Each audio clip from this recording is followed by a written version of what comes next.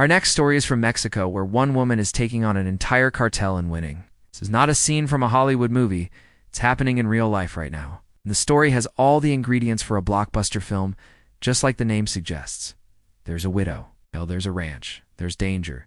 There's horses. And there's also a powerful cartel.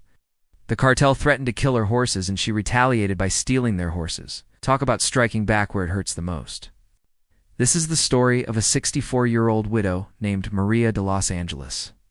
She lives on a ranch in the northern Mexican state of Sonora. This ranch was built by her husband. He passed away 3 years ago. Maria lives here with her 6 sons and several horses. But this is no ordinary mare's tale. The widow is waging a one-woman war against one of Mexico's most violent drug cartels, the Sinaloa de Beltran-Leyva cartel. And she's winning. The cartel tried to muscle in on her land. They demanded that she hand over her ranch so they could use it as a base to smuggle drugs across the border into the U.S. When she refused, the cartel killed several of her horses. So she did what any red-blooded American would do. She took on the cartel and stole back her horses. That's right. The widow used horses stolen from the cartel to ride into town and take on hundreds of heavily armed cartel members. Yes, you heard me right. One woman, 64 years old, took on an entire cartel. How, with the help of the U.S. Border Patrol, was an audacious move, and it worked. Now the cartel is not just giving up, they're hitting back. They've kidnapped her 2 grandsons. And the question is, how will she fight back this time? Let me tell you more about this story.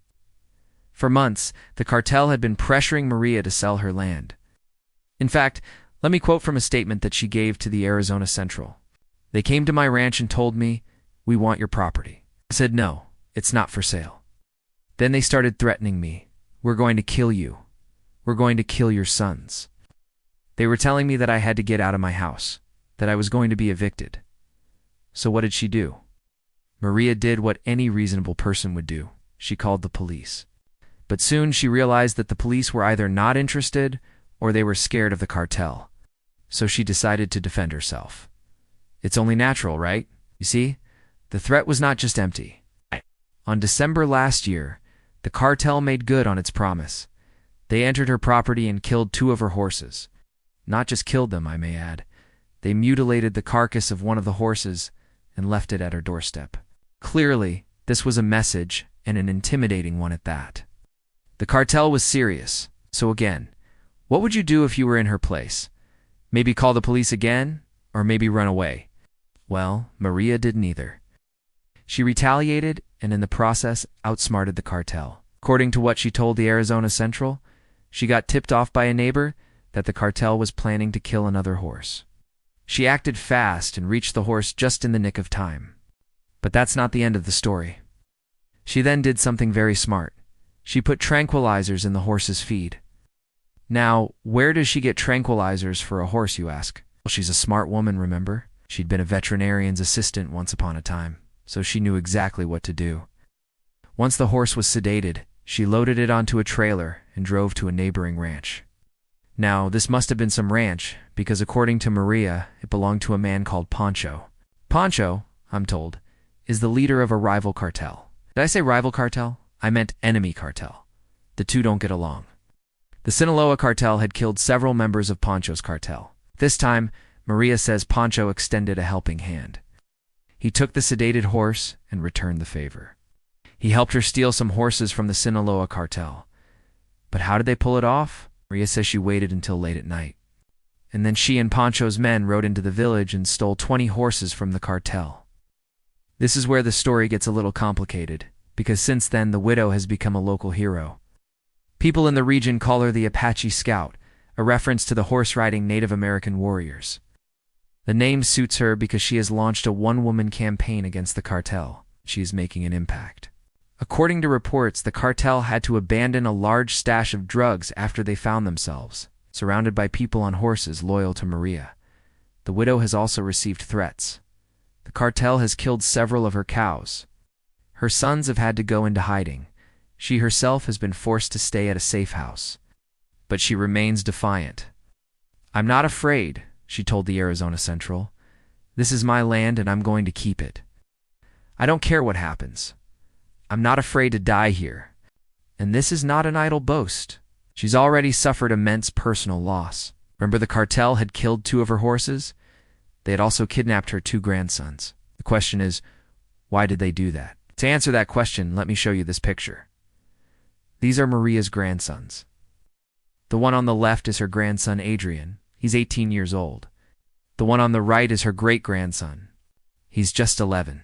The great-grandson apparently belongs to another family. But he was visiting his mother, who's Maria's daughter. What happened to these 2 men? Did the cartel kidnap them? Because the cartel wanted to use them as human shields. They knew that Maria would not retaliate if they kidnapped her grandsons. What did she do? She went to the police. Of course.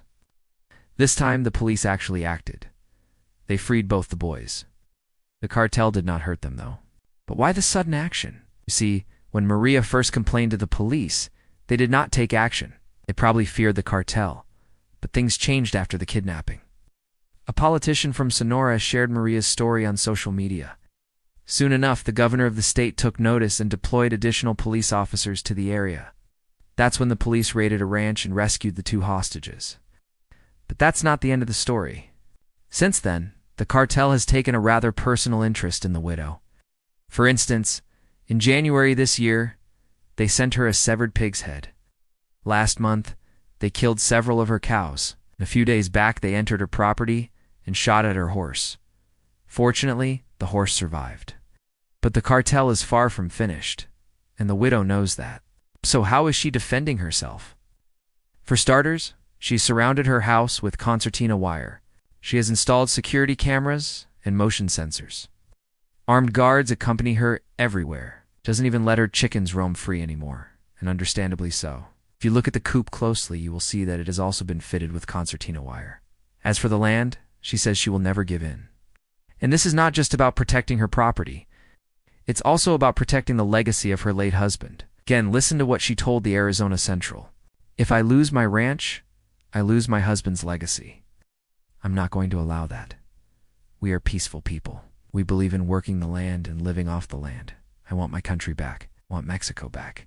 How will she achieve that? By continuing her war against the cartel, of course. And unlike most wars, this one is being fought with horses.